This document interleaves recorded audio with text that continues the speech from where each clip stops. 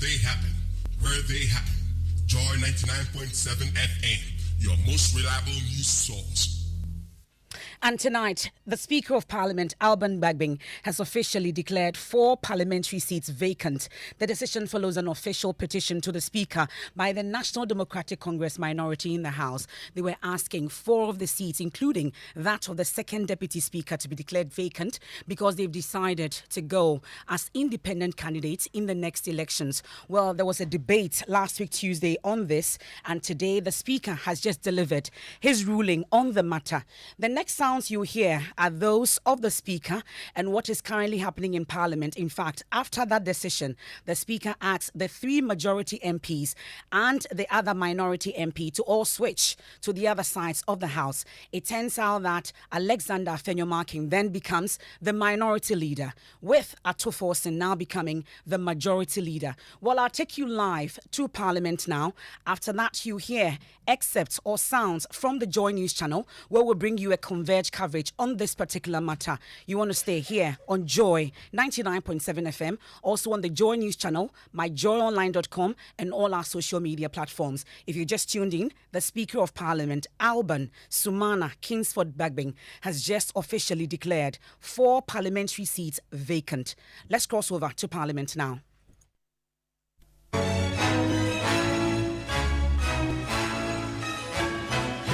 This is the Joy FM breaking news story.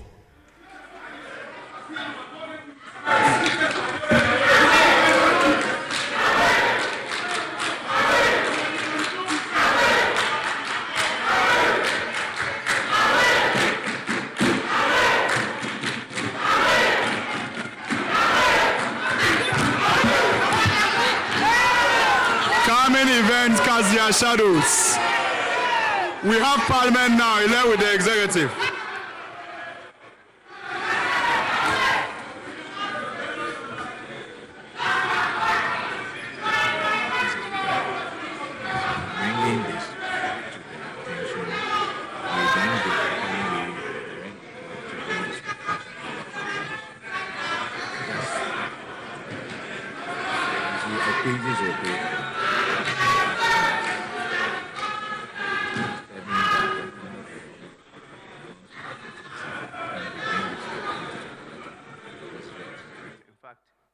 Debated by the House.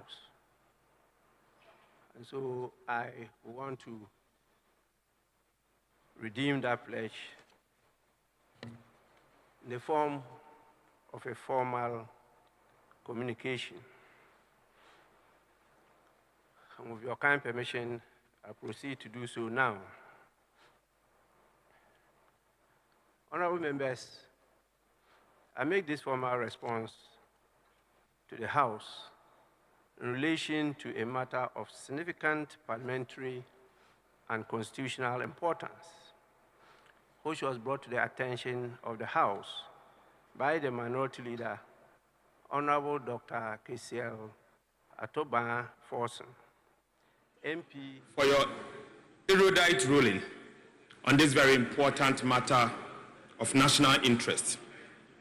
The Speaker, you have indeed done what is right for the people of Ghana by sticking to the tenet of Ghana's constitution, our standing order, and time-tested precedents being a case law for this House.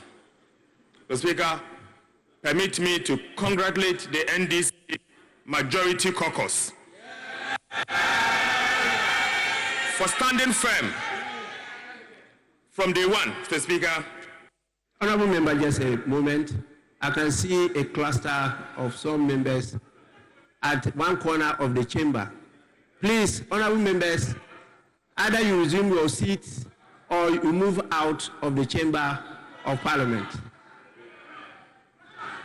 Please, honorable members, can you hear me? Please, Marshal, kindly perform your duty.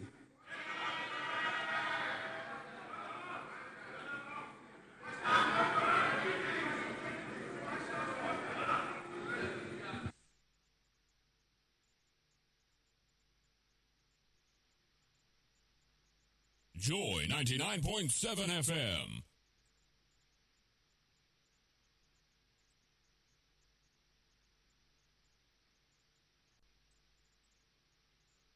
This is the Joy News, and you're watching the live coverage from the Parliament House. We're live on Joy News, but it's exactly 5:37. This is, a live transmission, also live on Radio Joy 99.7 FM. We're bringing you this because today the Speaker of Parliament has just declared 4 seats in the House as vacant. Now, we'll try and break things down for you. I'm here with Head of Political Desk here at Joy News, Evans Mensah, to help you make sense of what is exactly happening. We understand that the MPP side of the House have just walked out. We'll bring you details from what's happening in Parliament. Now, do stay with us. But Evans, grateful for joining us. So, what does this ruling effectively mean? And this is seminal. This is unprecedented. This is historic. I mean, you can't find the words to describe them. But I see that Case Lato Forcing is back on his feet. We can go back and listen. See, majority caucus. The Speaker, from day one, we have not reneged on our responsibilities to work for the people of Ghana. Today is the beginning of the process to reset Ghana. The Speaker, our country has gone through a lot. We have always made our point, but unfortunately we've not been able to succeed because we were not having the working majority. But now we have the working majority. Right, Honorable Speaker, beginning the next parliamentary sitting, we'll begin the process to take over as the majority caucus of this parliament. And we thank you for the opportunity. Mr. Speaker, we have taken note of the fact that our colleagues, the minority caucus, the new minority caucus, have just walked out. But that will not stop us from doing what is right for the people of Ghana. We will do what is right. But their conduct exactly reflects the work of a minority caucus. Mr. Speaker, we thank you very much for this ruling. Thank you, Mr. Speaker.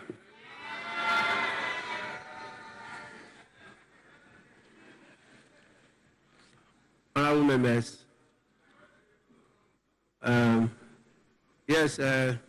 Chief Whip. Mr. Speaker, unless you have any further information, I will move for the House to be adjourned till Tuesday next week, Mr. Speaker. I so move. Honourable members, at least we need to take the correction of votes and proceedings and official reports. We need to take that.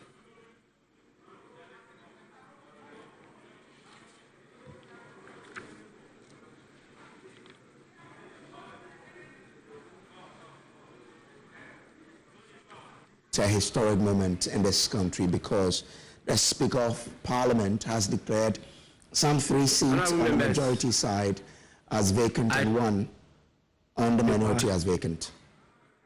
Correction of votes and proceedings and official reports. We will start with the correction of votes and proceedings of Wednesday, 16th October 2024. Page 1.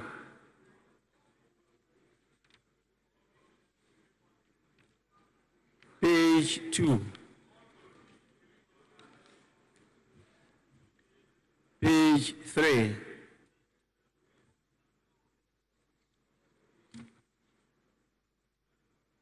Page 4.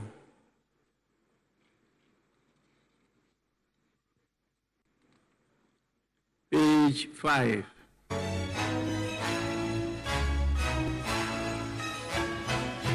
This is the Joy FM breaking news story. Page 5 of the Standing Orders of Parliament. The Honourable Minority Leader, page with 6, the indulgence of the House and with leave of the Speaker, raised a matter which he indicated was of urgent public importance in accordance with Order 93.1 of the Standing Orders of Parliament. the statement drew rigorous debate instead of comment on the floor of Parliament, and this reverberated to the public in a heated national discourse. The Honorable Minority Leader, as part of his statement, called on the Speaker to follow precedent and declare vacant the seats of 4 members of Parliament pursuant to Articles 97(1)(g) and (h) of the Constitution.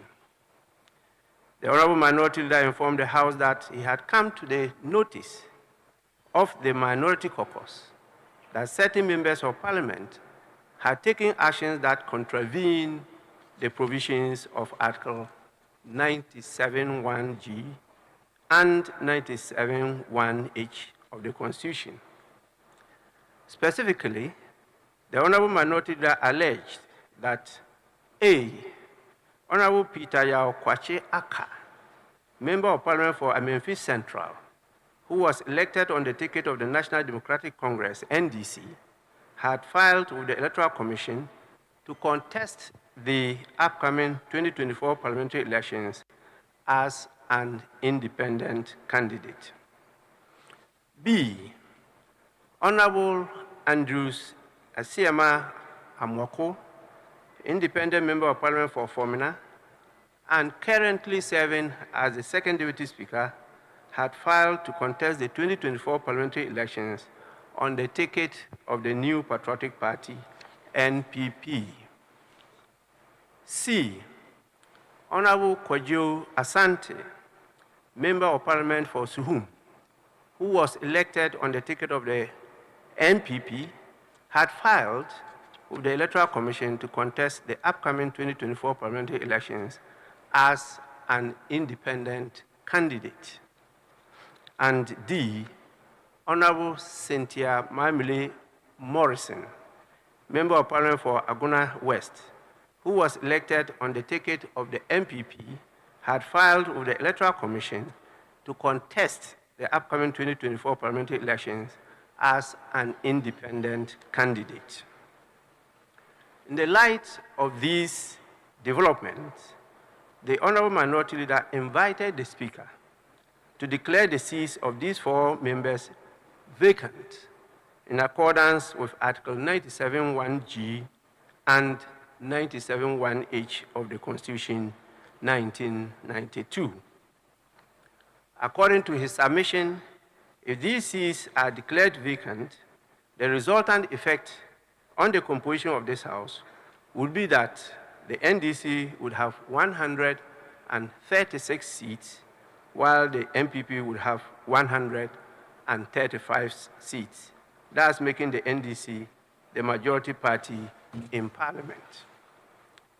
This statement sparked intense debate in the House, with members raising questions of constitutional interpretation and the role of the Speaker in the enforcement of Article 97 of the Constitution, particularly in the matter of the vacation of seats by members of Parliament. It is therefore incumbent upon me, as Speaker of this House, to address these issues thoroughly. In doing so, I am simply applying the provisions of the Constitution 1992, Parliamentary Act 1965, Act 300, the Standing Orders of Parliament 2024, Precedents, and established legal principles. The issue of interpretation and enforcement of the Constitution lies in the bosom of the Supreme Court and not that of the Speaker. And so I proceed to tell you my understanding of Article 97. Honorable members, at the core of the Minority Leader's statement are the provisions of Article 97(1) of the Constitution of Ghana, 1992, which govern the circumstances under which a member of Parliament shall vacate his or her seat in Parliament. The relevant subclauses of the provision read as follows. Article 91 states, a member of parliament shall vacate his seat in parliament. G, if he leaves the party of which he was a member at the time of his election to parliament to join another party or seeks to remain in parliament as an independent member. Or H, if he was elected a member of parliament as an independent candidate and joins a political party, unquote. Honorable members, my humble view is that Article 97(1)(g) and H operate to prevent what the old school refers to as cross-carpeting or carpet crossing, as witnessed in the early legislative councils and parliaments of the Gold Coast and the Republic of Ghana, respectively. To the segment of the government which constitutionally is mandated to do this matter, to interpret. It's clear matter of interpretation. In fact, Kolendi, Mr. Kolendi, you recall in one of those cases before him, you heard what he said. We keep on talking about rules, our rules. Our rules have got their masters, and their masters are in the Supreme Court. The Speaker should have allowed the Supreme Court to sit on this matter. I think this matter, because it's so constitutionally important, would deal with this matter in the shortest of time. How long would they have taken Albert to hold our hands and get the well, one will reference anti-LGBTQ bills. Look at the look at the commotion. Look at the discord is now introduced. Who is going to do government business? The whole country is going to come to a standstill because we are not going to sit there as minority and do anything. They cannot do the work of government. Look at the key of that. Speaker is introduced. Yeah, but now they are the majority. You have to cooperate with them. From day one, the man has been introducing nothing but discord in this parliament. And look at how he's climaxing with. Yes. Yeah, I was asking that too. This is my opinion now. Well, I've already explained why you went. Yeah. So honorable. You walked out today. What does it mean for you? We're not coming back to the end of the meeting. The Supreme Court will handle this matter. It has matters already before the Supreme Court. They're going to abandon government business and not come to the floor. Said we are in the minority. Yes. Government, according to Speaker Babe, those guys are now in government. They are majority, not in government. They are majority party. Is there any other question? Okay, well, we will sit on that side of take my word. We are not sitting there whilst he has declared the majority. So that is the situation here. Honorable Katie Hammond says they are not going to return to the floor of the House. I do not know if that is a position that has been endorsed by his leadership or this is a position he has taken on his own. He says between now and the time the Supreme Court deals with this matter, he is not, and his colleagues are not going to come to Parliament. And because his views are those that the Speaker is completely out of order, the minority cannot do government business. And as we speak, that is the news. The Dr. Keselatu Forson already addressing himself as the majority side, the majority leader on the floor, insisting that the Speaker of Parliament has done right by the Constitution, but the NPP MPs really angry about the situation, Grace and Evans, and they say that the Speaker is completely out of order. We've heard from the minority, now minority leader, Alexander Fenyo-Martin, who actually organized the news conference on the floor of Parliament and insisting that this has been completely wrong. That is the situation on the floor now. I need to rush back in. We do not know if there will be a new election for the second deputy speaker today or another time. This will be done. The minority were already moving to have the House adjourned to Tuesday. That means they will not sit tomorrow and Wednesday. So these are some of the issues that are going on now. And I'm just getting an understanding that the House may have been adjourned to next week. So we'll get some confirmation on that. But this is really seismic in terms of the proportion, in terms of what exactly has happened here. Earlier today, we're here getting an indication that the Speaker of Parliament was going to do something else. He has surprised all of us by declaring all these 4 seats vacant, which means officially the NPP majority, which have had almost 4 years of a razor-sharp majority, are now in the minority brace. Very interesting happenings there. And more drama, of course, to come in the House, because then when and how will the election for the second deputy speaker be held? And again, what also happens to the first deputy speaker of Parliament? There is more to come, but the now minority leader, Alexander Fenyo-Martin, has been addressing the press. Watch this. service of the writ to do the bidding of the NDC is so clear, but we believe in the law. We, as the majority caucus,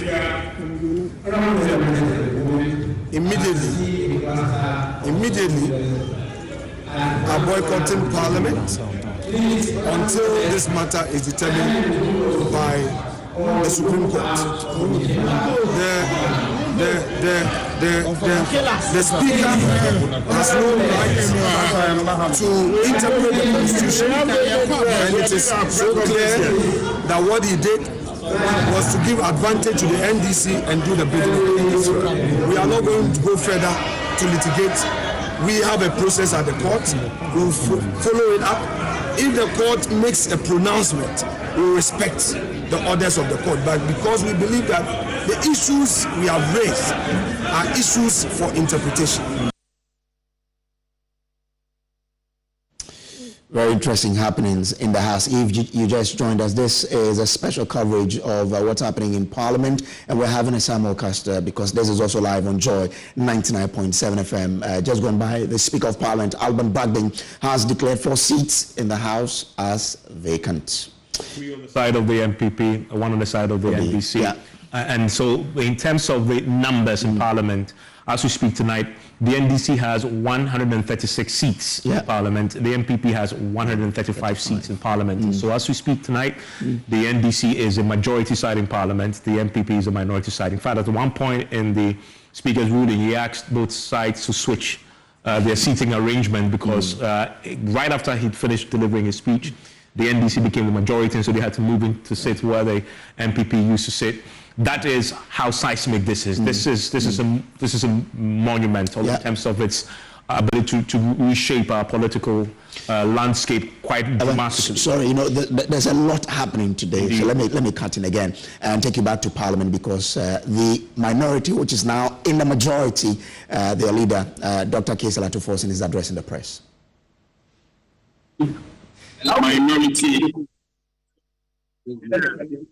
have just moved from minority to majority. In fact, the people of Ghana voted for the NDC majority, but if not certain machinations, this should have happened from day one of this Parliament. But you see, finally we are here. We are here to do the business of the people of Ghana. We are here to begin the process to reset our country. Our country has gone through very difficult times. In fact, oftentimes, the people of Ghana have blamed Parliament for not standing up for the people of Ghana. But obviously, we can't blame the NDC minority because we were not having a working majority. Today, we have the working majority. We will begin the process to reset our country. We want to use this opportunity to assure the people of Ghana that the NDC majority will stand for the people of Ghana any day, any time.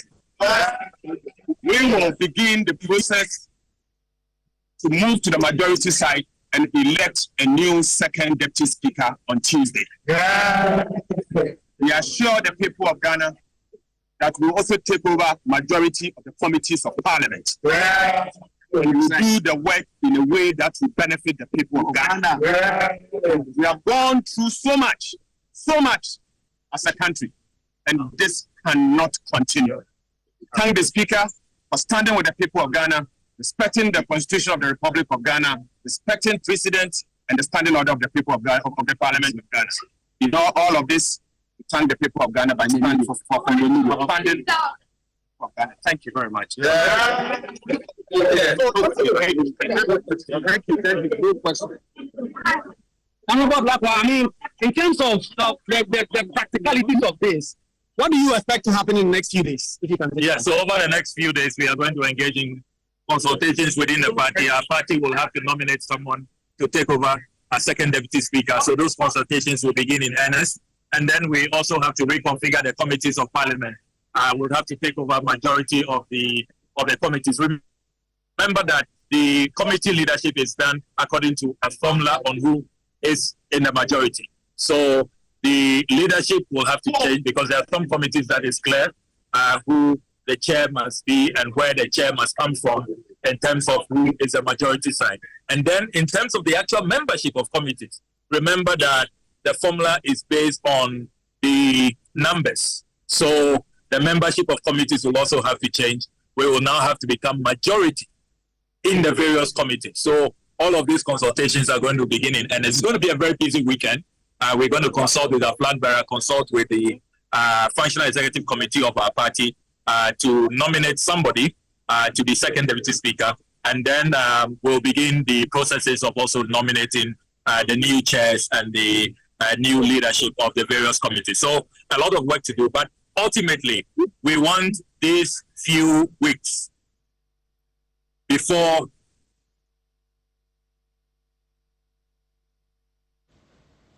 Well, we'll still go back to Parliament for more reactions on this seminal ruling by the Speaker there, which has rendered 4 seats in Parliament as vacant, meaning that the minority, which about 30 or 35 minutes ago were in the minority and are in the majority, which is the NDC, because they have 136 seats as we speak, with the then majority, the MPP, which had 138, having now 135 seats in Parliament. Quite interesting development there. Evans, we have Rashid Rahman on the line, but you're making a point. Complete that point and we'll join the line. Point, I mean, in terms of the implications of this, part of which we've just heard Okudita Blakwa talk about, there are a few major issues that needs to be resolved. One of them, obviously, is what happens at the second Deputy Speaker's position, because he's one of those people caught in this particular earth-shattering decision as announced by the Speaker. That's a former MP, Andre Siama, who until 30 minutes ago was the second Deputy Speaker of Parliament.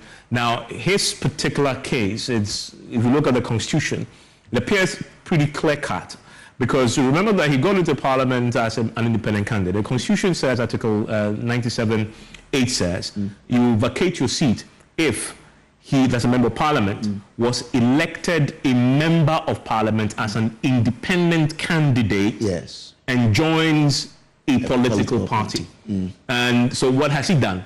He's been in Parliament as an independent candidate. That's how he was elected there. The members of the constituents voted for him as an independent candidate. But Evans, remember, he was the same person whose ruling that Speaker Michael Quaid did that served as precedent for this ruling. Yes, in 2020, says that in 2020, he was in Parliament on the ticket of the MPP, and then having felt that he was cheated, he went to run as independent. Then the party petitioned the Speaker that, well, this party has run independent, he's over our party now. So his seat was declared vacant. So this is the second time his seat alone is being declared vacant. Quite interesting. Very interesting indeed. But on the face of it, he should have known that if somebody had raised this matter, he was going to be caught in this particular work, because he got into Parliament as an independent candidate. He's now cross carpet to the MPP, because we know that in Fomena he's now the parliamentary candidate for the MPP, and so for him it's very clear cut. And the lawyers who need to chip in here, I've had a lot of legal opinion on the subject, but on the subject of the ADA 3, you have the 97G, which says that of course you vacate your seat if you leave the party of which he was a member at the time of his election to Parliament to join another party. That's the first part. Is that what has happened in this case? No. They haven't left the MPP to join NDC, PNC, so no. But the second part, or seeks to remain in Parliament as an independent member. The three of them, are they seeking to remain in this Parliament as independent members? That is where I guess the question is, because the other side, one side says, yeah, they want to remain in this Parliament as independent candidates, right? But the other side says, no, but they want to be independent candidates in the next Parliament. That is, if they win this particular election that they're now seeking to contest as an independent candidate. So that's where, for me, the gray area is. And that is why we've seen that Afenyo Makin has gone to the Supreme Court to seek an interpretation to this particular clause in the Constitution. The Supreme Court obviously will have the final say on this. How quickly they can sit to deliberate on this matter, considering how big it's become, for me, is the big subject. Because remember, a few things will happen.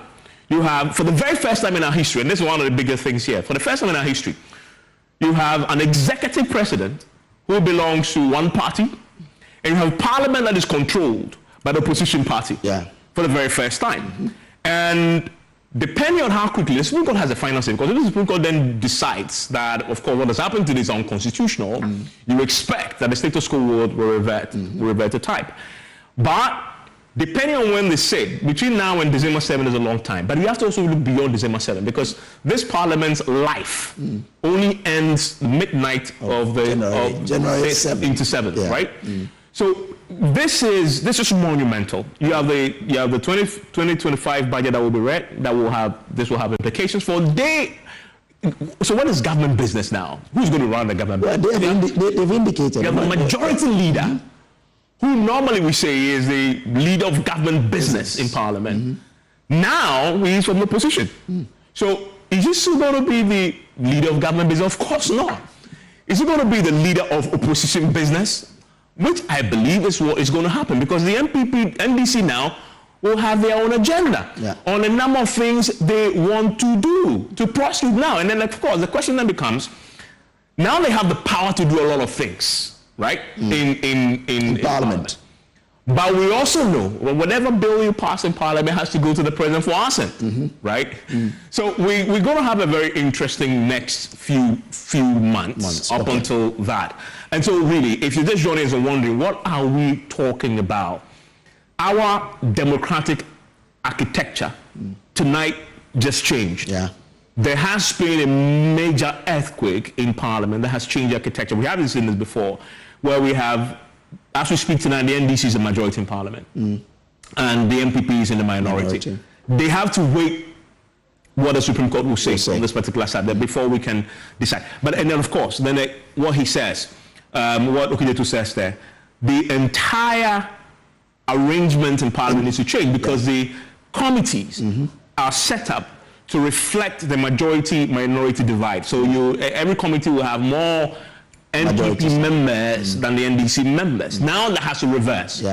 The NDC will take over the committees. Look at all the powerful committees: the Finance Committee, the Public Accounts Committee, obviously one that is controlled by the opposition party, the minority party already.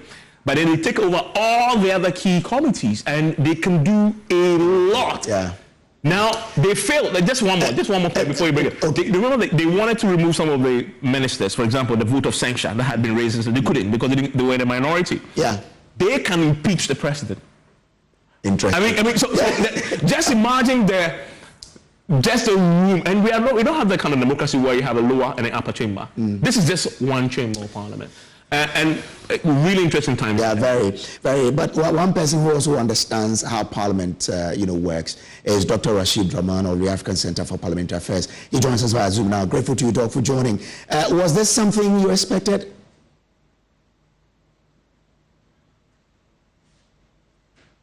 Yes. Oh. Can you hear me? I can hear you now, yes. Yes, I was saying yes, it was something I expected. I mean, different interpretations have been given to the constitutional provision, including the gray kind of area that Evans was just explaining. But, I mean, in response to what Evans was saying, once people declare their intention to go independent or to contest on a ticket other than the party that they represent in Parliament, it presupposes that the relationship is already frosty. It presupposes that the relationship is broken. So, yes, I mean, it might be gray. It just simply says that they no longer belong to the party for which they are members in the House. But I believe maybe that might be one area that will need to be further maybe clarified by yes. And if we ever have a constitutional review, maybe this is one important candidate for review, because I mean it's a very serious matter to declare people's seats vacant, and we need to make sure all shreds of ambiguity are taken away so that when speakers rule, at least they are riding on provisions that are as clear as they can be. Okay. But let me say this, and this is a message that I keep telling the parties in Parliament and our MPs, that minorities change.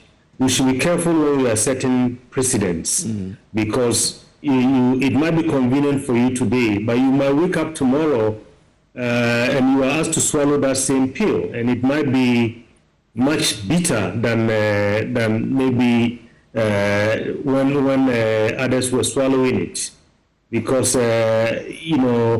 yes, the Speaker was not riding on precedent very much. I mean, he was saying the ruling of Speaker Okwe doesn't tie his hands. Okay. But if you listen to the sentiments of Ghanaians, I think people were saying what happened 4 years ago, and if we are still operating with the same constitution, must happen today. Difference being, however, that in 4 years ago, the party wrote to Parliament. But, the 7th Parliament is not the 8th Parliament. If the party writes to the Speaker now, they will be committing suicide. And I believe that is not something that the MPP wants to do at this time. Okay. So it's unfortunate that things have turned out this way. But I believe that we must uphold the rule of law. We must go by the Constitution, and now let the courts come in and let them tell us whether maybe the Right Honourable Speaker erred or somebody erred. Okay. Yeah. So Doc, stay with me. Let me bring in the Alexander Afenyo-Markin, who is the honourable member for F2. And also, just about an hour ago, he was the majority leader. Honourable, I'm grateful to you for joining us. I mean, for the first time, I saw you visibly angry on the floor. What's your next plan of action now?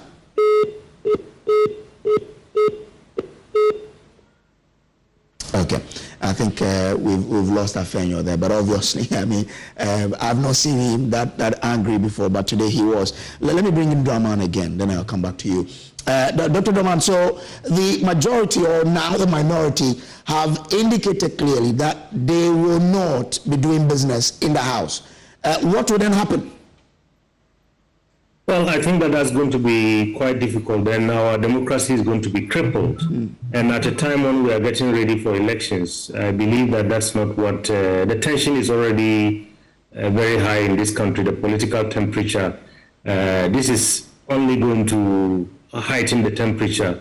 And I think maybe some cool heads should prevail. I mean, like you said, we haven't seen the leader as visibly angry as he was today.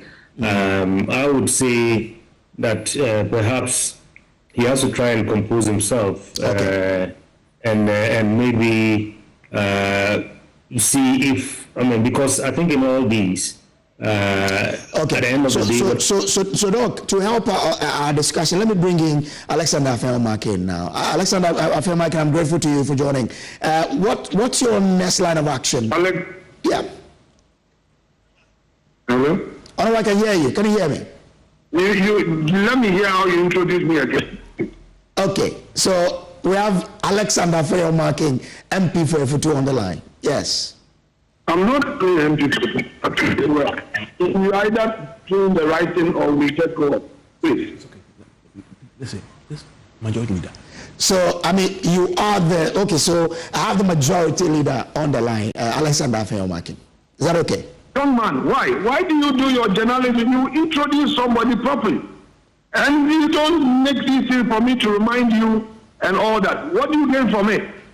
Is it okay for us to have a banter? No. I have only said I have the majority. You started with you have Alexander Afenyo-Markin. Then you say MP for F2. Then I have to remind you, please. Let's do the right thing. Is that okay? Yeah, that's okay. Forgive me. Okay, so do the right thing and let's proceed. Okay, so let me bring in majority leader Alexander Afenyo-Markin. Yes, sir. Good evening to you for having me. Great, thanks for speaking to us. So I was saying that, I mean, for the first time I saw you very visibly angry on the floor. I wasn't angry. Okay. I wasn't angry. Okay. Okay, but what's your next plan of action in all of this? Well, Mr. Speaker has expressed his opinion, as he said. This is democracy. We don't need to be breaking shoulders over this matter.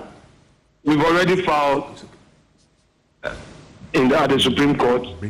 So we await the hearing, and then we go to the court and abide by the decision of the court. That is all. We are not going into any further debate on this matter.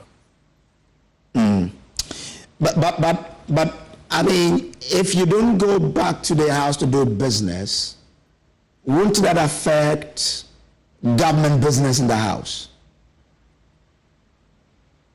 Hello? Honorable, can you hear me? Yes, please. It's better now. Great. So I heard your side say you are not going to go to the House to do business. And I'm asking, if you don't do that, won't it affect government business that you want to champion? What has happened already affects government business. Okay. We can't do anything until the matter is finally determined. So let's wait for the determination of the matter. Has a court Thank you very much. I don't intend to go further on this. Has the court decided when to sit on the case? I don't want to go further on this. We are with the hearing and final determination of this matter. So you mean you won't go to the House until this is declared? I will speak no more, sir. I've made the point. Thank you very much. Well, but okay. I'm grateful to you. That's the Alexander Fiamake Evans. I wanted him to stay on so we could ask him about what he makes of what the speaker says now, because his side, what has happened, are in the minority now. I wanted his reaction, but obviously, Honorable didn't get enough time for us to talk. But the former president, John Dramani Mahama, has been reacting on what has just happened in Parliament. Maxwell Agbaba is with him on his tour. Let's bring that reaction in and see what's happening. So let's listen to what the former president has said in relation to what has happened in Parliament. I am hearing from Parliament is true, then something historic has just happened. The report I am hearing is that the Speaker has declared 4 seats vacant. Of the 4 seats, 3 are from the MPP and 1 is from the MDC. So if those seats have been declared vacant, then it means in the line of one parliament, the minority has turned to the majority and the majority has turned to the minority.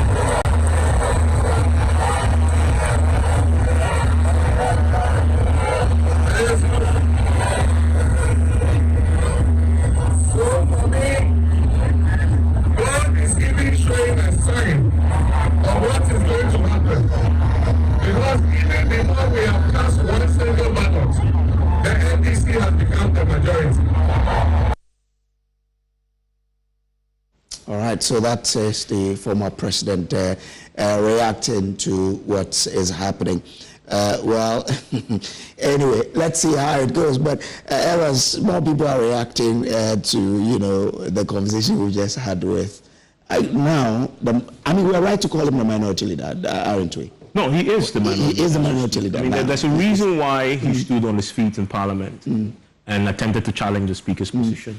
And he's gone to the Supreme Court. There's a reason why they've left the House. They've left the floor of the Parliament as and when this was happening. The Speaker's ruling was quite clear. Yeah. Now, where did the Speaker draw his power? It is in their own standing orders that the Speaker, when he's in the grey area, he is the alpha and the omega on the subject of rulings. You can challenge his position, but until you successfully challenge and overturn it, either through the parliamentary process or through the courts, what he declares and he rules is the law of the land in Parliament, as far as Parliament is concerned. And so as we speak tonight, his ruling is simple. that the 4 members of parliament, their seats are vacated. And the implication of that is that the NPP has lost 3 seats. The NDC has lost 1 seat. That places them in the majority, as in the NDC majority, and the minority side is now the majority side. And so he becomes the minority leader until he successfully gets the Supreme Court to overturn that. Next week when Parliament returns, and that, by the way, they've adjourned this until Tuesday, I expect that the NDC side will sit in the majority seat. If they don't return, the House will proceed. What they need to, of course, get the House to work is a quorum. And the numbers that the minority side, of course, now the majority side, the NDC side, they have quorum to do business. Yeah. But of course, as we know, it's the government that takes of course, unless it is a private member's motion, the government will send its business to the House, and normally if you send it to the leader of government business, or a minister will have to go there. What they will have to then do, I think is what you're saying, is that until this is decided by the Supreme Court, they're not going to go to Parliament with any business, which is the point he's making to you, that this has affected government business anyway. But there are already bills and other business before the House that is being considered. Parliament, because it's now within the domain of Parliament, Parliament will have to proceed with those, the business as it is, and see it through. So all these other legislations and bills that, and remember, and because we're talking about governance over the last few years, that LI 2462, which everybody has been talking about, the government said they're going to start the processes to try and repeal it. What it means is that that's one of the that would be one of the victims of this. Although it's part of the conditions that led to organized labor saying we're backing off and watching you proceed to have it repealed. What has happened tonight in effect is that the government will no longer proceed with that process because they have to go to the Parliament to say we want to repeal this.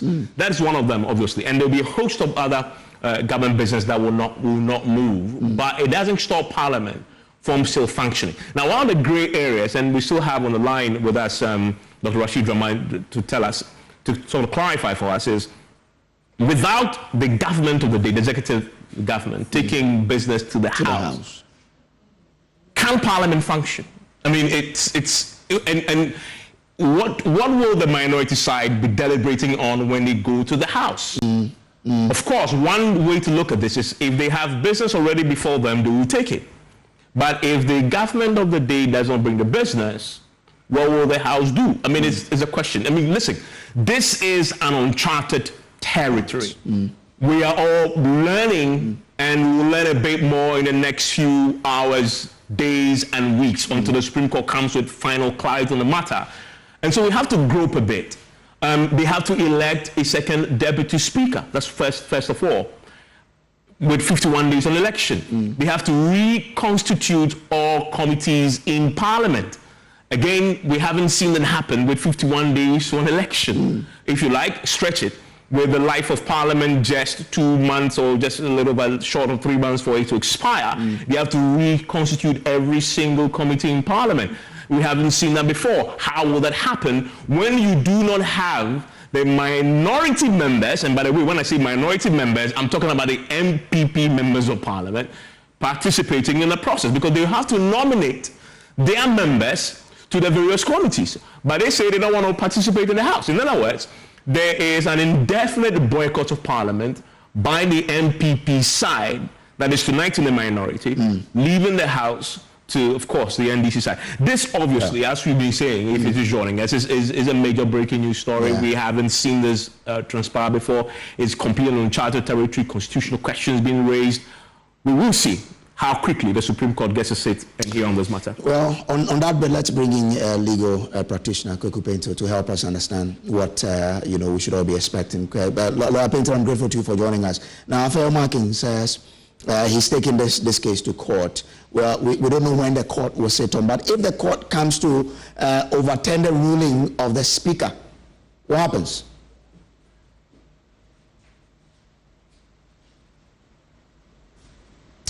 Hello, Lawyer Pinto.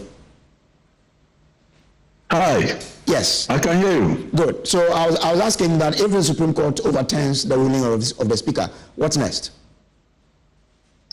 Oh, quite naturally. Then everything goes back to normal. Everything goes back to the way it was before, where we find ourselves now. It will be as simple as that. Okay.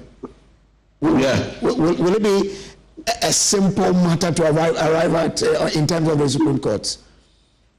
You know, the Supreme Court can make an arrangement for itself. I mean, we say that fundamental problems require fundamental solutions. Okay. And even though we've not been faced with this kind of situation, this is what makes us a dynamic, human institution. That is to say, we have to change to reflect the situations that we find ourselves in. And even though I have no reason to believe that anybody contemplated this, I believe that the Supreme Court can rise to the occasion by making certain rulings in very quick succession or quick times to reflect the mood, or rather the problem in which we find ourselves. So I have no doubt whatsoever that once the appropriate applications are brought before the Supreme Court will appreciate and know that we are not in normal circumstances, and I have every reason to believe that they will rise up to the occasion. So I've got no doubt whatsoever in my mind about what the Supreme Court can do to rise to the pressing challenges that we have to our Constitution. I have no doubt whatsoever. But if you look at Article 97H, if he was elected a member of Parliament as independent and joins a political party, isn't it straight? Is this ambiguous that the Supreme Court should make pronouncement on?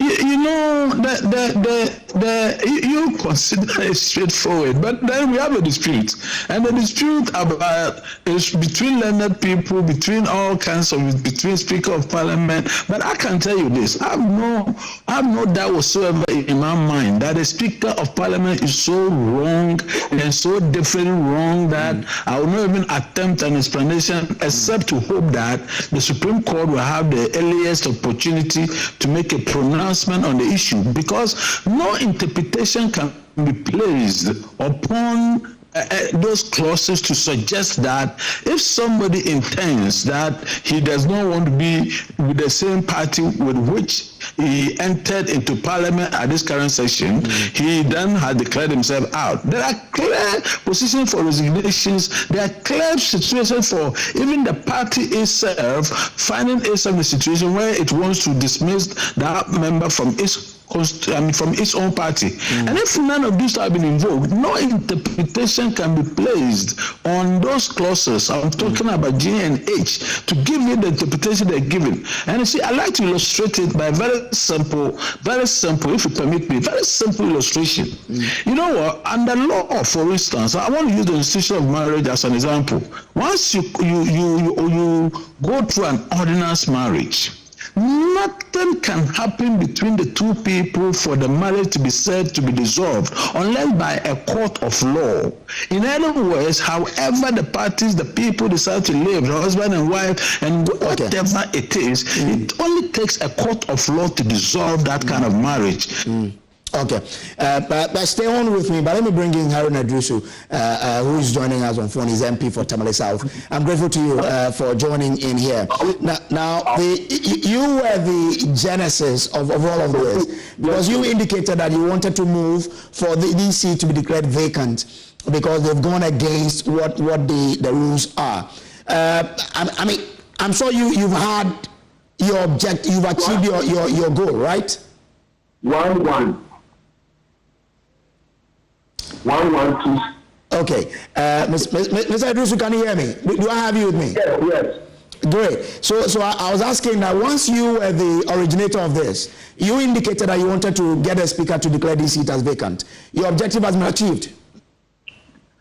Thank you very much. It's not a matter of personal grandiose. It's about the speaker upholding constitutional supremacy in Ghana, upholding the values of our constitution, protecting our democracy, and enriching our democratic ethics and tenets. Subject to the Supreme Court, when I first mentioned this matter, I indicated that if the speaker ruled otherwise, I would have gone to the Supreme Court to test the law on the matter. But Precedent makes it conclusive that this is what should happen to the Parliament of Ghana. The four must vacate their seats. I've heard arguments elsewhere that they haven't defected yet. When will they defect again? If you run to Parliament and shift posts, whether from a political party to independent or independent to a political party, is within the tenure. Fortunately, the Speaker hasn't declared the seats vacant. The Electoral Commission will naturally have conducted by-election. But Article 1126 says the country that if the period to a general election is less than 3 months, there shall be no election. So the seat shall remain vacant until the presidential and parliamentary elections of December 7th and until a new parliament is sworn in on 7th January. Read the provisions of Article 112 subclause 6. So I think that parliamentary democracy is better enriched today. Our parliamentary and constitutional jurisprudence is better enriched today. And I'm happy for our democracy.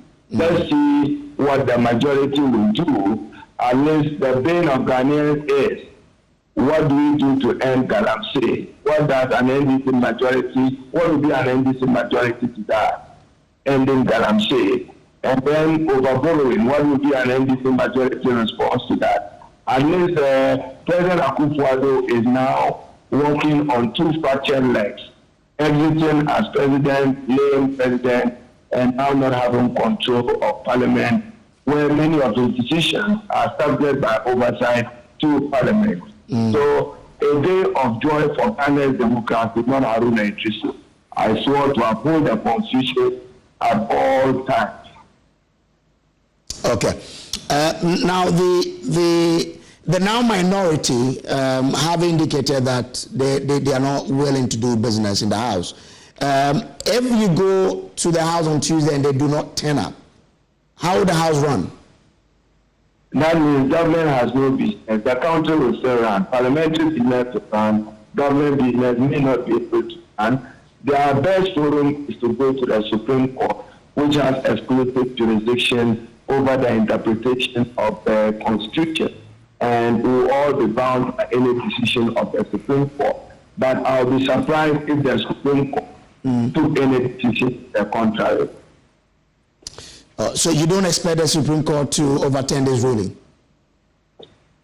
I don't anticipate it, given precedent, given our history, and given the plain, ordinary meaning of the words used in Article 97, 1G and 8. There are unambiguous provisions. The words does not cause confusion in the mind of any person or create any ambiguity as for the Supreme Court to be looking for the secondary meaning of the words. I don't see it, but I respect the authority of the Supreme Court, and particularly their exclusive jurisdiction for the matter. But there is no violence. There is no, there will be no, we are still at the one. Thank you. Will you be disappointed if the Supreme Court overturns this ruling? It also enriches our constitution students. The decisions that are made today will guide us into the future. America's democracy is over 200 years. We are just 30 years. So what is it that the Supreme Court can do to strengthen our democracy? We look forward to that. Well, what happens to the second deputy speaker position now? I'm not interested in discussing those because I'm interested in upholding the values and tenets of the Constitution. Okay, all right. Grateful to you, Haruna Idrisu, for joining us here. Let me bring in Dr. Rashid Rahman now. Dr. Rashid Rahman, so how do you expect the House to run if the now minority groups say they are not willing to do business with the now majority? Fortunately, we are in an era where private members' bills are allowed. Just today, we were at the Kempinski Hotel, as civil society leaders contributing to a bill, a private members' bill on international transactions and loans and the role that Parliament ought to play. This is a private members' bill, and from my understanding, Parliament intends to consider this bill before it rises. So things like that could be subjects that Parliament can deal with in the meantime before any government business comes in. But I mean, the long-term consequence of it might be that if bills like this eventually pass into law, maybe the president might not want to have anything to do with it, as we saw in the case of the LGBTQ bill and other bills that the president has not assented to. So Parliament could continue to function and do its work. I think they have a lot of work that they can do. But when it comes to maybe the role of the executive in some of these, I mean, to give them finality, we might face some problems. But let me go back to the main issue and to say that, you know, I think in all these, tempers are very high, emotions are very high. One side is jubilating, the other side is not quite pleased. I mean, we saw the walkout and so on. But I would say, I think at the end of the day, is dialogue that is going to take us out of this difficulty, especially at a time when we are preparing for elections. And then also, I think this might also be a lesson for the two parties, because we have to ask the question at this point. I mean, what has given rise to this?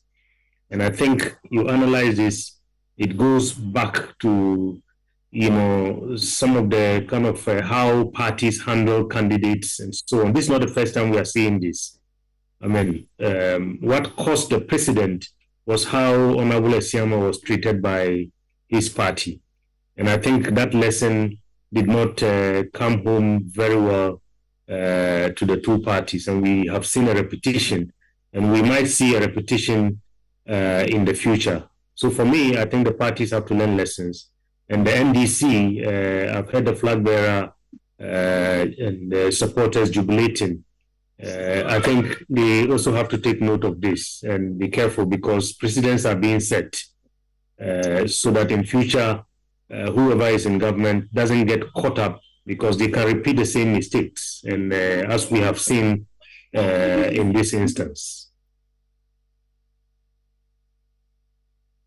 We've also been joined by constitutional law lecturer, Professor Kukwansa Asare, who's just joined us. Prof, I'm grateful to you for joining us. Now, this is quite an interesting development in our politics and in our you know, how we do practice our democracy. For you, how did this come to you as someone who is versed in the constitutional law of our country? Hello? Prof. Hello, listening to Mr. Ansari. Mr. Ansari. Yes, please. Okay. Now, I want to find out from you. You do have, you know, a lot of understanding in terms of, you know, our constitution and how we're governed by these laws. How did this ruling by the Speaker come to you? Well, thank you very much. I wasn't surprised at all. What we need to understand is that Parliament has its own standing audit. It has its own regulation, its own procedures. And whatever Parliament does in conformity with their laid down procedures cannot be challenged in a court of law. Or that we should expect the Supreme Court to overturn the ruling of the Speaker on a matter that was regularly before the House, that was debated in accordance with the standing orders of the House, that received the Speaker's ruling, communicated in accordance with their standing order 74, 1 and 2, and their standing orders came into force this year. This year, they made the standing orders for themselves. And my understanding from what the Supreme Court ruled in the J.H. Mensah case was that whatever Parliament does in the exercise of its authority that is lawful cannot be challenged before any court of law. That's my understanding. And therefore, if the Speaker has spoken and the Speaker said that he has communicated in accordance with the standing practice of the House, and he emphasized that since 1993, this has been their procedure. How does one challenge such practice in the Supreme Court and hope to win? Okay. It's not possible. I mean, we are practicing separation of powers. Each arm of government is a domain in its own right. So just as the executive cannot be faulted when they take executorial decisions, so may we also expect that whatever Parliament does in the regular exercise of this jurisdiction cannot be questioned. It is only when they go beyond their powers, when it becomes ultra-virus, that it can be questioned. But if it is within, as I'm sure they did this afternoon, it is unfortunate that the majority try to highlight the fact that they were not giving a hearing. One would therefore say that the rules, all the alternative pattern rule was brief. But how were we brief? It was debated. Each side was given the opportunity to speak, and then the Speaker made his ruling. But the former Speaker, Professor Michael Koh, said those who were affected or who are going to be affected by this ruling should have been given a fair hearing. The 4 MPs whose seats have been declared vacant now, that's where the former Speaker was saying those people need to be given a fair hearing. Not necessarily the majority side of the House, but those who are affected. Fair hearing has to work. As to the fact that they cross carpet, or the fact that there will be consequential nullification of what they did, or if it was validated, then ABC will be the consequences. I don't see the problem here. They were heard, all right. The EC examined their documentation, right? Their internal rules, that's the internal rules of their political parties. And what they should travel at, not the Speaker's ruling.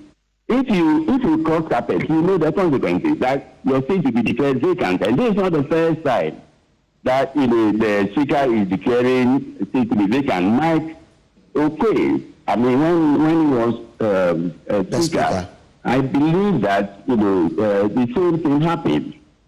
The same, and it's precedent.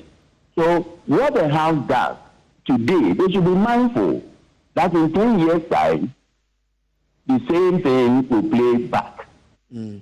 So if they expect a certain pattern, then both houses should agree on a certain format. That if before we declare a seat vacant, we invite those directly affected. I cannot say here because I don't have the full details. Whether they were invited or they were not invited, I don't have those facts. But speaking as a lawyer, I believe that the electoral rules have been met. I don't think that by not calling them for a one-on-one discussion, the rules were breached. Not at all. So you don't agree with those who argue that the political parties that these MPs belong to should have been the one calling for their seat to be declared vacant and not necessarily a member of Parliament asking for? No, it is an activity that is carried out by the EC and Parliament. So the EC and both houses of Parliament. All right. So your expectation is that, the Supreme Court will not overturn this ruling by the Speaker? I don't think so. I can't see how the Supreme Court can all of a sudden decide to lay down rules and regulations for Parliament. We are practicing separation of powers. The legislature has its own province, the executive has its own province, and then the judiciary. So the judiciary is to interpret the law. It is not to make laws for Parliament or regulate how Parliament goes about its daily parliamentary business. Is none of the function of the Supreme Court or for that matter the judiciary. They don't have that power. If they make any pronouncement that will be inconsistent with the letter and spirit of the Constitution, it will be void ab initio. Simple. The House and the standing orders of the House were agreed upon by the Parliament of Ghana and came into force on 2nd January 2024. They made it for themselves.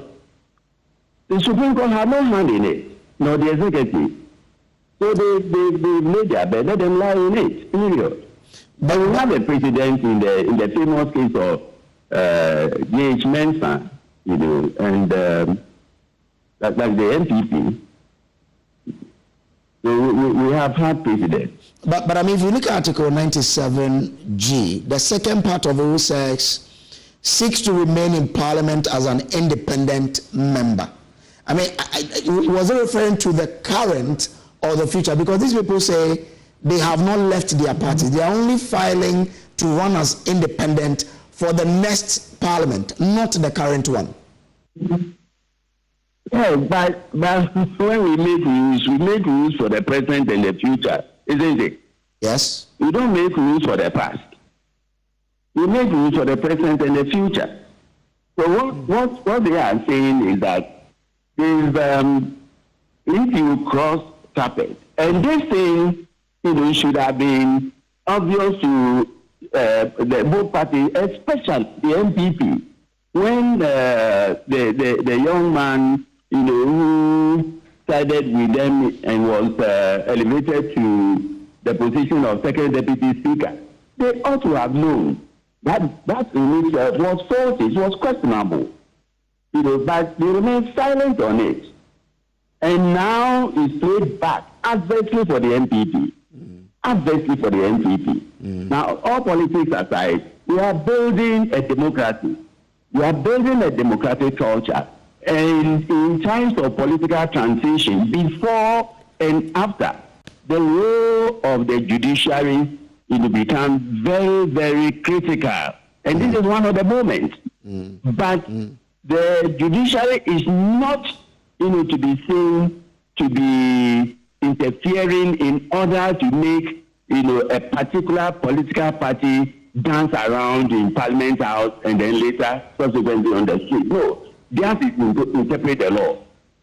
Can they regulate the internal procedures of Parliament? The answer is no, they cannot. Wow, interesting days. I mean, it's quite interesting because the now minority group also believe that the Supreme Court could help them. But let's listen to what the Speaker said exactly when he was making the pronouncement. Okay, thank you. Vacancy has occurred. Honourable members, it is important to note that the determination of whether a member of Parliament has resigned from their political party or has joined another party is a matter of fact. In 2020, during the tenure of Right Honourable Professor Aaron Michael Quay as Speaker of Parliament, a notable instance occurred when the New Patriotic Party notified the Speaker that the Member of Parliament for Formina, Honourable Andrews Asiema Amwako, was no longer a member of the party. The MPP requested that the seat be declared vacant in accordance with Article 97(1) of the Constitution, citing that the Member of Parliament had filed to contest the upcoming elections as an independent candidate, which violated the party's constitution. In response to this request, and notification. Right Honorable Professor Aaron Michael Quay proceeded to declare the seat vacant. However, I must emphasize that this ruling made by the previous speaker does not bind other speakers, including myself. It is important to point out that in the present matter before the House, the notice of poll is available at the Electoral Commission on all the 275 constituencies. I have duly taken note of the notice of the poll, and furthermore, no member in making comments to the statement made to the House by the minority leader denies these glaring and notorious facts.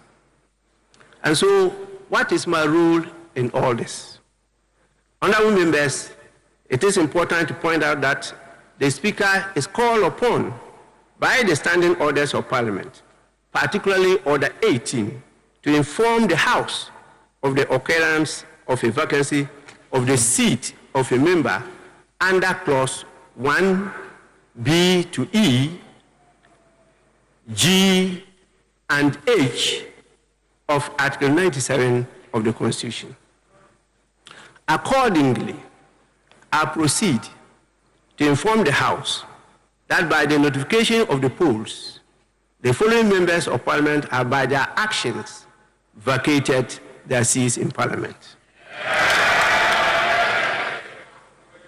The members are Honorable Peter Yao Kwache Aka, NDC MP for Amenfi Central in the Western Region, now referred to as an independent parliamentary candidate for the same constituency. 2, Honorable Andrew Amwako Asiama, independent member for Fomna constituency in Ashanti region, now referred to as MPP parliamentary candidate for the constituency. 3, Honorable Kojo Asante, MPP MP for Suhum in the Eastern region, now referred to as independent candidate for the same constituency.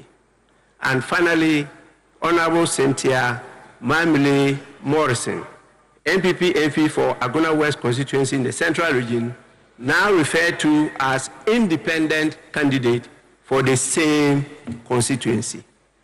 These MPs cannot be allowed by law and my good self to continue to pretend to be representing people that they don't believe in and they don't have any loyalty for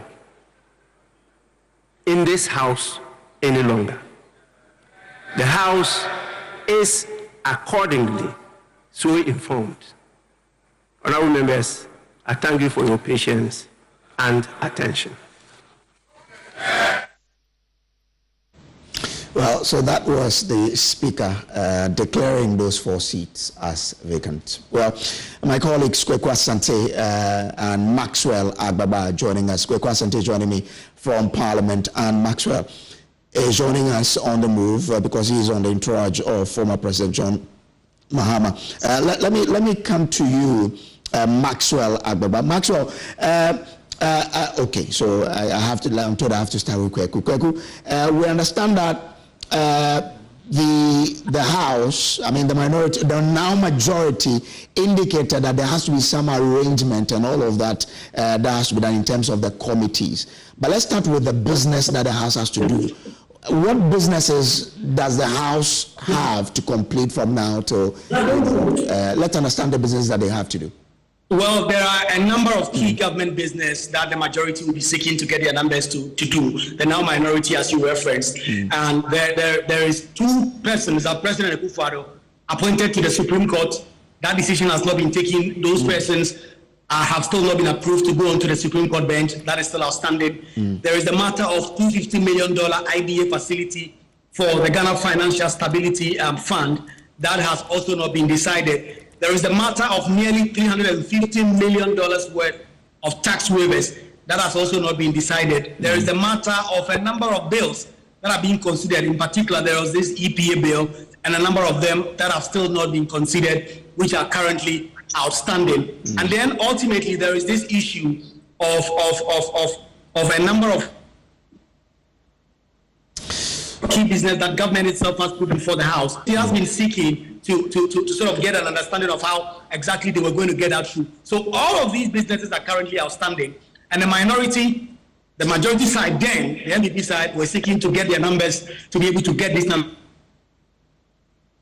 through. Mind you, Parliament itself was going to for just about 3-4 weeks before it takes a break for the election, and then return on the midnight of 6th January to be sworn into the 9th Parliament. And all these matters now particularly complicates matters for the majority side as to whether or not they are able to get the business through. Because the NDC minority, you've heard Dr. Keselato saying, you heard Samuel Okudzeto Ablakwa, they say it is not going to be business as usual. And this key government outstanding business, which the majority, the then majority, the Alexander Afenyo-Markin, have been appealing to explain that these were matters they wanted to deal with before the House goes on break. All of them now caught in a political melee, all of them now in limbo, because with the exception of the votes on the Supreme Court nominees, which will be by secret vote, all the others will be by voice vote, and that one, the political parties are able to whip their members in line, because no MP is almost always ready enough to stand up on their feet and be counted and say that they are in a position to stand by their side have been taken. So, those are some of the outstanding businesses that the House will have to do before it goes on break for the election and Christmas. But it appears certain, because with the minority now becoming the majority, and some of them on all these issues they disagree. The minority are in opposition to the $250 million loan. They are in opposition to the tax waiver. So all these are issues that the government is going to struggle the House with this new turn of things. And you were referring earlier to what exactly is going to happen. Ordinarily, we were expected to sit tomorrow, but that is not going to happen because the majority side, the now majority, the NDP side, you see that I'm struggling with the minority majority because it's and I'm struggling to pick the right word.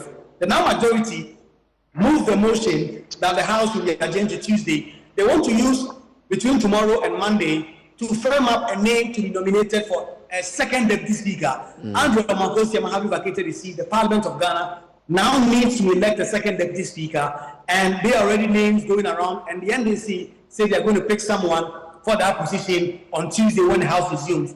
There's also expected to be the change of all the name tags in Parliament. The arrangement will now have to change.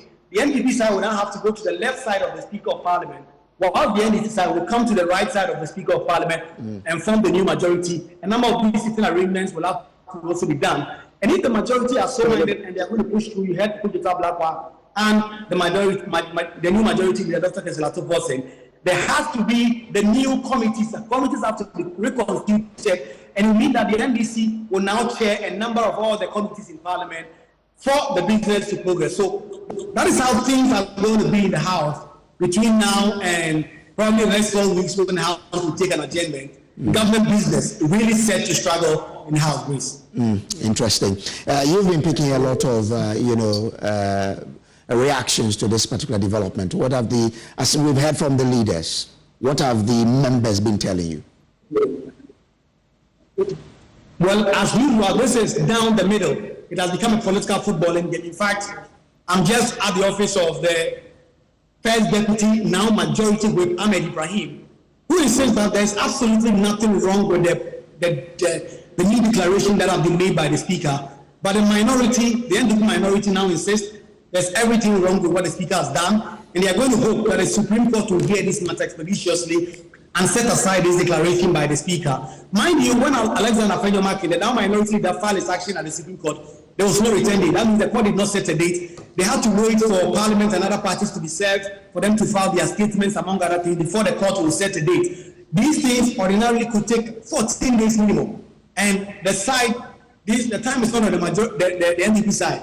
And I understand now they probably will be going to court to get an abridgment of time to ask the Supreme Court to bring this matter forward and hear them expeditiously so that these matters can be disposed of.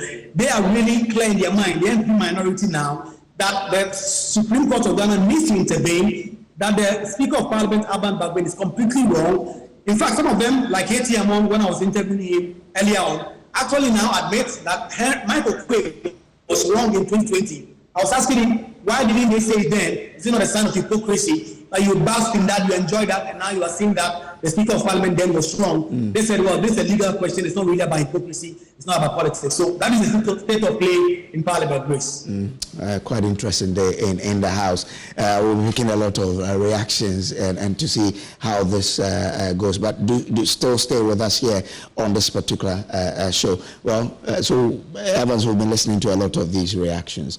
But Mr. Ansari makes it clear. He says it will be difficult for the Supreme Court to overturn what the Speaker has done. Well, it will wait for the Supreme Court to decide that, and the Supreme Court will have to go through that. And I think, for me, the biggest issue for the Supreme Court is not the decision, it is when they do it.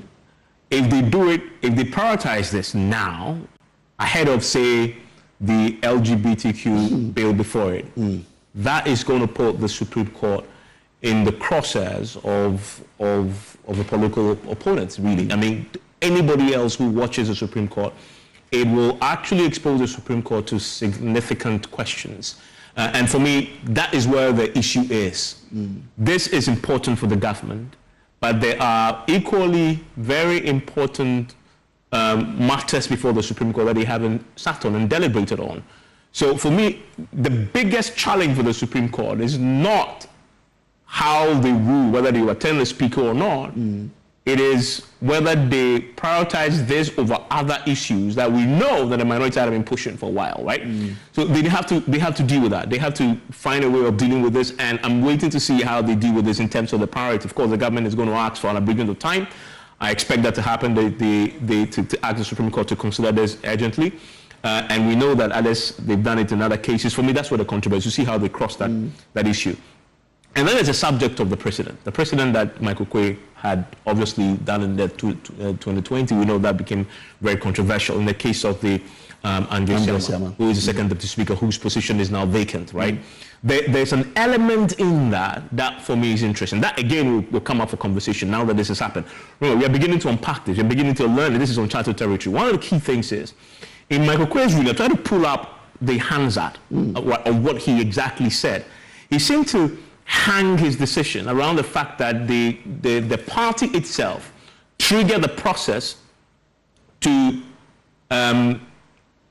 sack him from the party, if you like, right? So they wrote to the party, then people wrote to the Speaker and said that they have dismissed this man from the party because he went independent. You automatically forfeited his membership of the party. Once you forfeit your membership of the party, and the party has sacked you in essence, you are no longer there on the party ticket, and so you, in essence, will have to vacate your seat. I want to read that part.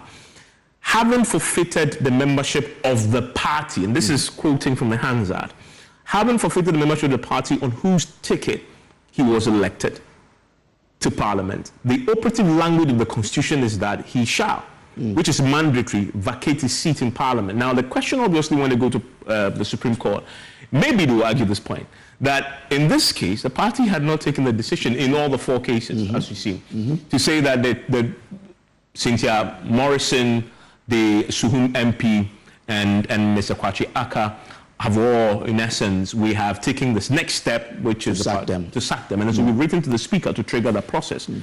This process was started by another member of Parliament. And that then becomes the issue. And remember the point we've made at the beginning, that the constitutional provision itself, on the question of if he seeks to remain in the House, again, is the question of if he seeks to remain in this Parliament or the next Parliament. Again, is the question that needs to be resolved. Very interesting days ahead, and the ball is in the court. Look, if you're a Supreme Court judge right now, if you're the Chief Justice, I don't envy you, because this is going to come before you. You have to first decide when to do it. Are you going to put it ahead of the LGBTQ, and what will be your reason for doing so? But mustn't the issues be divided into two? Because if you look at the age, in terms of the independent member of Parliament, it says if he was elected as member of Parliament member of Parliament as an independent candidate and joins a political party, is that not straight away? Yeah, I mean, that's straight away. That's the point I made at the beginning. As for Andre Siama, in this case, as we speak to, I'm talking about the three MPs. The other three. The three MPs who are gone independent, right? But in Siama's case, is for me, and of course, I wait for the Supreme Court to decide on this. It's subject matter for the Supreme Court to decide. But on the face of it, it looks pretty black and white. And that if he was elected a member of Parliament as an independent candidate? Stop there.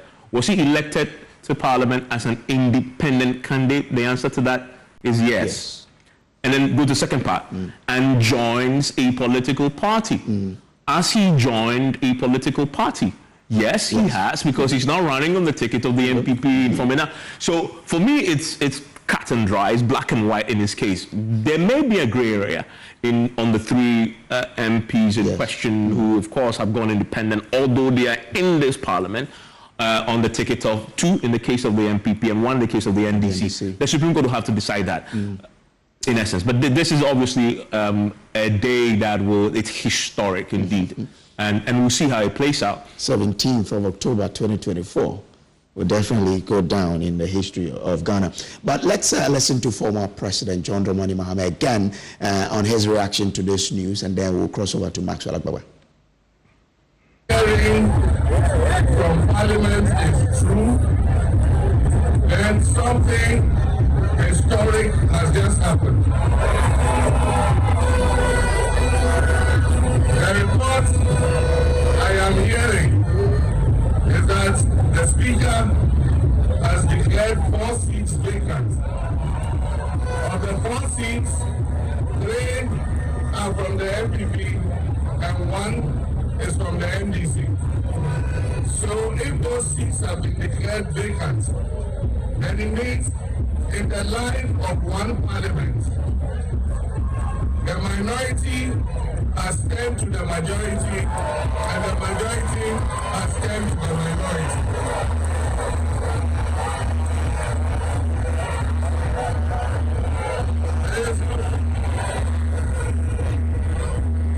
So for me, God is even showing a sign of what is going to happen.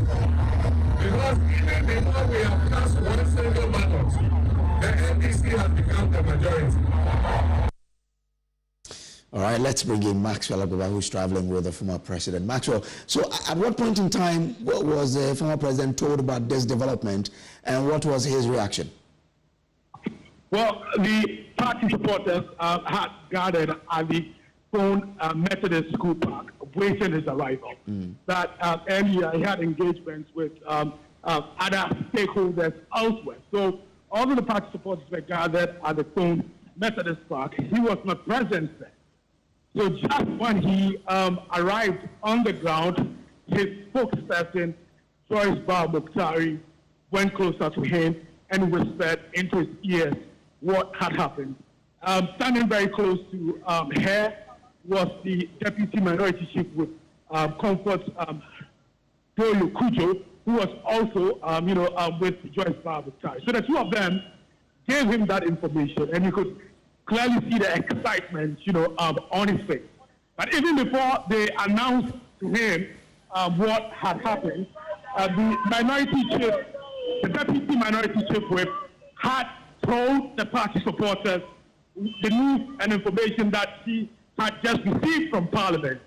And at that point, the rally ground at the Stone Methodist School Park was raptured into a state of hilarity, into a state of uncontrollable excitement. All the party supporters spontaneously started singing the NDC anthem.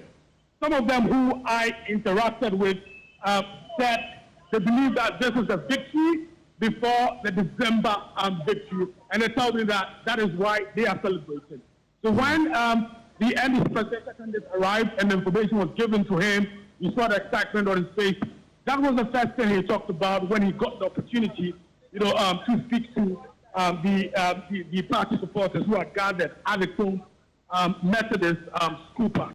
Also, Joyce Bar-Mukhtari also had opportunity to speak to the supporters before the arrival of the NDC presidential candidate. She said, "Coach, and just like that, God is working for the National Democratic Congress." He has left, the NDC presidential candidate has left the Folk constituency. The team is set to arrive shortly here in the Tema Central constituency. We arrived here, the press arrived here just some minutes ago, and the news is also here. I just had the MP telling the party supporters to get ready and that they are going to celebrate the news that I just reached them, from Parliament. So for the NDC people, for the party supporters who we've been speaking to, the refrain for them is that this is a victory before the December victory break. All right. Let's see how it goes. But what has the mood been ever since this happened? Has it changed? How did it look like in the morning? Has there been any difference? Well, since morning, the NDC presidential candidate has been responding to some comments made on the campaign trail by President Ekufuado, and that sort of injured his supporters, excited the base of the party, who say they are very happy with the responses that the NDC presidential candidate had given to President Ekufuado. So this came more or less like a booster. Often when you reach the campaign grounds, when the party people are waiting for the presidential candidate, then the presidential candidate, the press team is part of that advance team that takes the lead. So the excitement is there. But when he arrives on the ground, the excitement usually reaches a different crescendo. I saw something quite different today. The excitement reached uncontrollable levels today when then the presidential candidates arrived on the ground. Obviously, because of the news that had been given to them by the deputy minority chief whip about what had just happened in Parliament. So the excitement was, I would say, a quadruple of what we've been used to on the campaign trail. Okay, all right. Over to you, Maxwell Agbagba there. We still have Lawyer Painter on the line. Lawyer, so just in wrapping up with you, you heard Mr. Kwekwa Nsasare there. He says it will be difficult for the Supreme Court to make a pronouncement on this. But what's your own expectation of what the Supreme Court can do in this matter? I fundamentally disagree with him. Because this is an issue bordering on interpretation of the Constitution. And it is only the Supreme Court that has been given the power to interpret the Constitution. Whatever the Speaker has done is in essence an attempt to interpret, Article 97, F and G of the Constitution, of that section, that is G and H rather. And what it did is an interpretation. It's sought to interpret by placing facts and evidence and this, and even the example, the very example that he gave, it does not fit. The example he gave of the MP for Mina was a person that had been removed by the party. And therefore, what he did at the time was proper. So I fundamentally, because this is a constitutional matter, when we come up with the Constitution, I don't even have to emphasize how heavily or how greatly I disagree with him, but it's a question of time. And I believe you keep a record of what he said and what will eventually transpire in the Supreme Court. It can never be the case that when it comes to an interpretation of the Constitution, the Parliament of Ghana is that independent. It is not. I know they have their own working rules and so forth and so on, but in the way that it is interpreted, the way that it is meant to work for them, in the sense that it affects, any portion of the Constitution that we have, the Supreme Court will always wade in. They are the only body they have got the constitutional right to interpret the Constitution, including subsidiary legislation. So I want to make it short about you do agree with him when he talks about maintaining the independence of the legislature.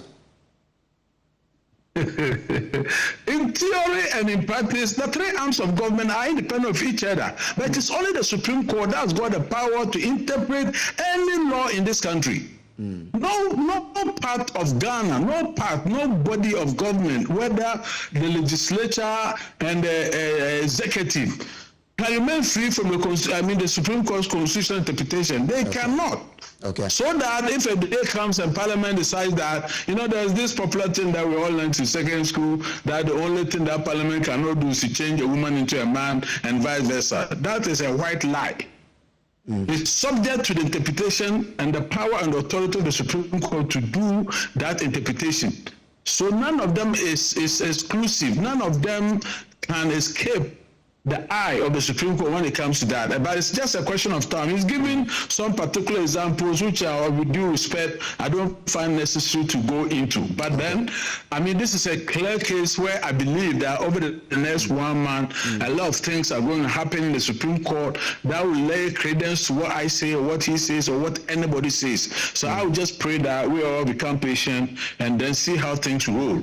Okay. But I'd like my views to be heard on this matter, which is the fact that what the Speaker of Parliament has done today essentially amounts to interpreting this portion of the Constitution based on his own understanding, which, of course, I fundamentally disagree with on a matter of law, the question of interpretation. I believe that his interpretation is wrong from every aspect of the law. In any way, from all the canons of interpretation, he's damn wrong, and I say that. But because I'm just an individual like anybody who's entitled to his views, let's leave that for the Supreme Court to come. Okay. And when they speak, you can call me back and we shall remember this discussion and we'll know who was right and who was wrong. Okay. That's all I want to say. Grateful to you, Lawyer Painter, for speaking to us here. Now, you know that all of this is based on a precedent that people have been citing in 2020 when the then Speaker of Parliament, Professor Michael Quay, declared the seat of the former MP as vacant. He's been explaining his decision or what influenced that particular decision to my colleague Elton Broby. Watch this. Joy 99.7 FM.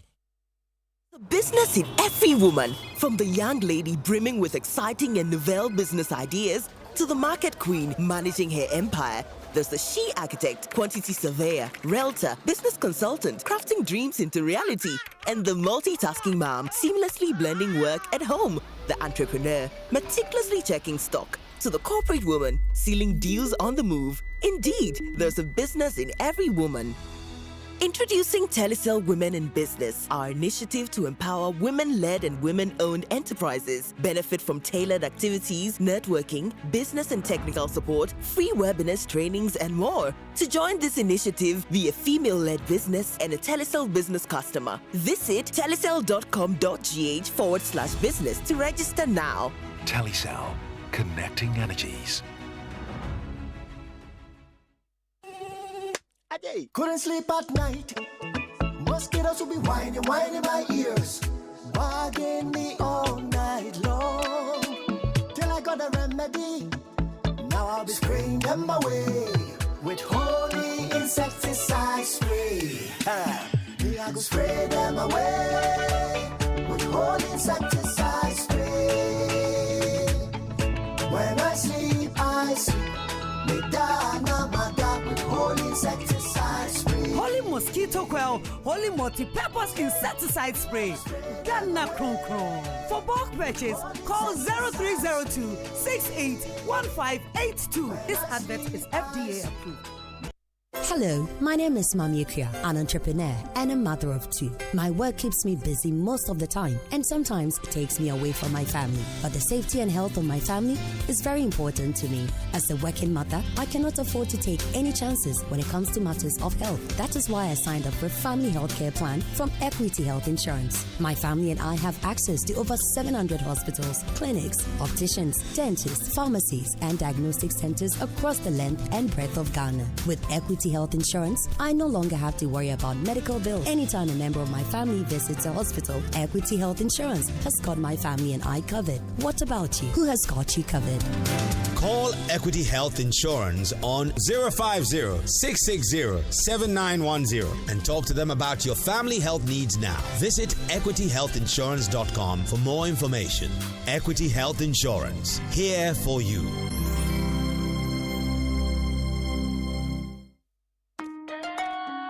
Son, we are so proud of you for setting up this hospital. I really love those hospital beds and waiting chairs. By the way, did you import them? No, Dad, I didn't. I actually got them from Kindle Books and Stationery right here in Ghana. Wow. We also bought our office supplies, safes, executive desks and chairs from Kingdom, and they gave us expert advice on how to set up our office. Guys, that makes 3 of us. I also got our sofa and bedroom sets, plus our dining hall furniture for our new home from Kingdom. Wow, Mom, that makes 4 of us. I usually get my stationery items from Kingdom. Kingdom. And my teacher also mentioned that our classroom furniture was provided by Kingdom. So there you have it. Whenever you're thinking about setting up an office or acquiring furniture for your home, etc., Kingdom Books and Stationery should be your first point of call. With over 40 years experience in the industry, we stock and supply a wide variety of globally sourced office and home furniture, stationery and equipment. Visit our head office, Osu Akwaje, or our office near the Osu Stadium. We're also in Tema Community 1, opposite Olam SHS, Kumasi KNUST Campus, UCC Cape Coast, and now at the Marina Mall, Airport City. Or call us 0302 764101, 764209, or 762792. Visit our website www.kingdomgh.com. The luckiest star 712 hash. Luck is everywhere for everyone, yeah. Welcome and now for a daily star 712 hash and found no regrets. A side comma investors are a striking gold. A comma health workers are a diagnosing luck with precision. A side comma that tough guy who couldn't hold back his tears. Say a comma passionate fan on also entering containing a joy. After to the seamstresser or turning a hard-earned stitches into a bundle of happiness. And now, a comma if you say your next big win is right here.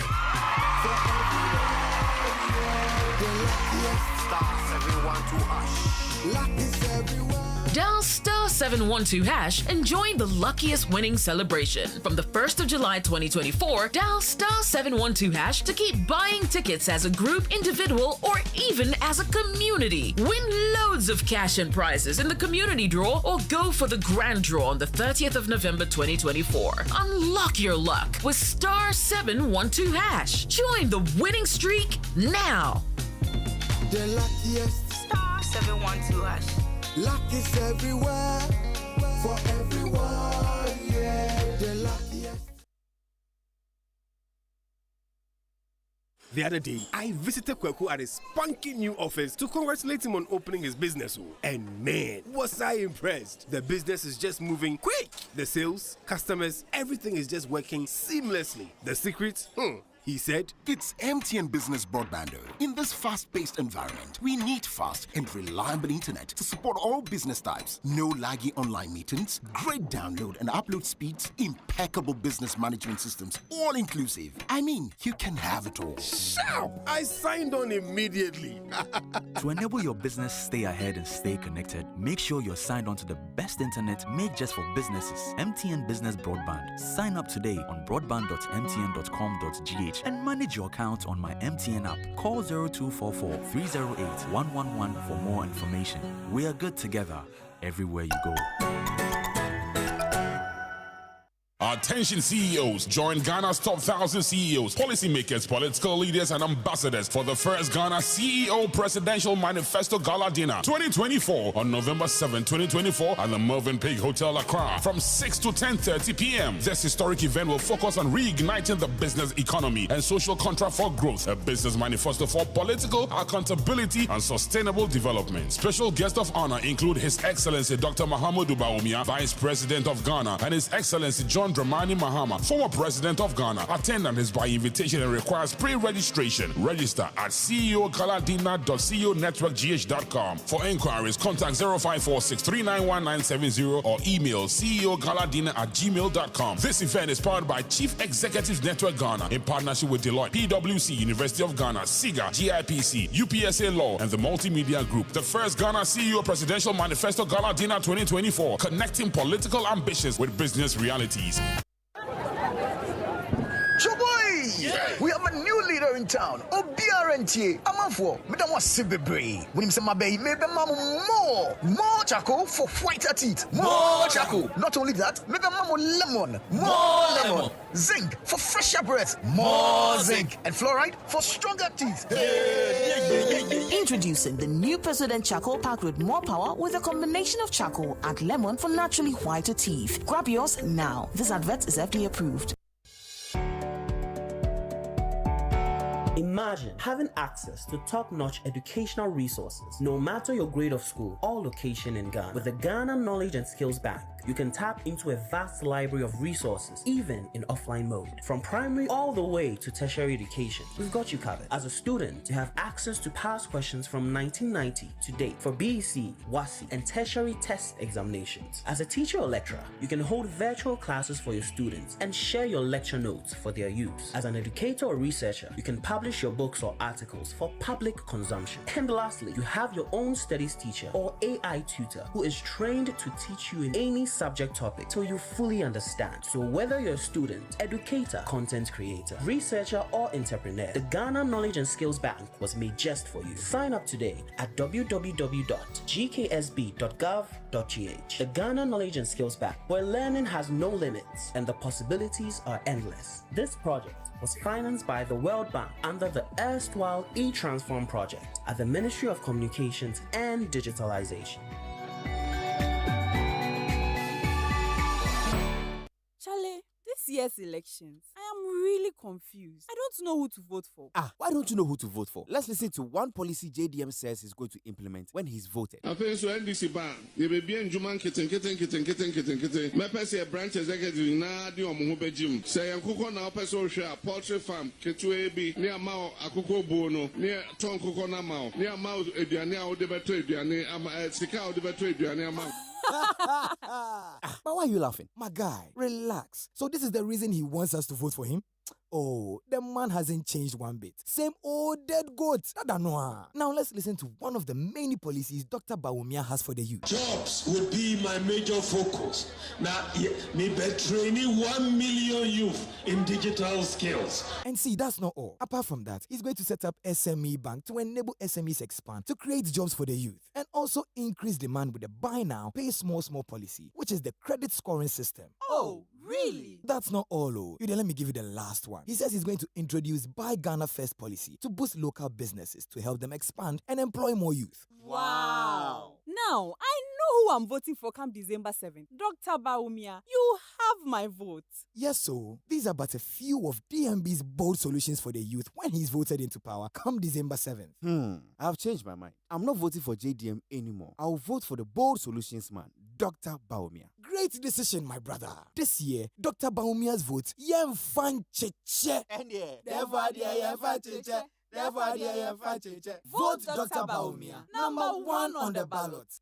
This year, I go vote Angazangaza, even if they offer me all the watcher in Ghana. I no go mess up. Me too. Okrowoti power. Conti. Buy. But with a shine one eyes, I hear see them they massage and change the results at the EC head office. My people, I'm sure you're still talking about the election again. But what is the gist? I heard they're able to change the figures at the EC head office and make our vote useless. Let me assure you, even if we put your party's candidate, chairman, and general secretary as the EC chairperson and deputies, they will still not be able to steal the election for any candidate. Sir? The election is won or lost at the polling station, not at the EC head office. Every polling station has party agents watching like hawks. But what about the ballot boxes? How do we know they are secure? We treat the ballot boxes like them they carry pure gold. The ballot box is sealed with the seals of the Electoral Commission and all the political parties who choose to. And the counting process, how do we know it's fair? The counting is done openly for all to watch. Feely. The results go on a carbonized pink sheet. Pink sheet, no? Yes. The pink sheets are signed by all the agents. So we post a copy of the signed pink sheets at the polling station and also give copies to all the parties. How are the results recorded? From close to 40,000 polling stations, parties collate results from the pink sheets. Whoever gets the most votes from the pink sheets wins. Are you free? Are you fair? So if the party fails to check the pink sheet properly, blame yourself. Exactly. Look, the way the security services, the party agents, election observers, and even the media make wild they watch the election inside. Nobody go fit steal this election inside. The EC they ensure say the voting process it be free, it be fair, where it be transparent on top. So make confident, then go and cast your vote on election day. But remember, elections are won and lost at the polling station, not at the EC head office. 2024 election process, Lord. It be clean, no kululu.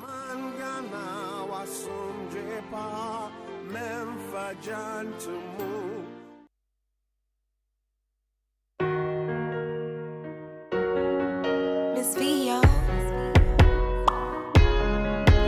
that time of the day.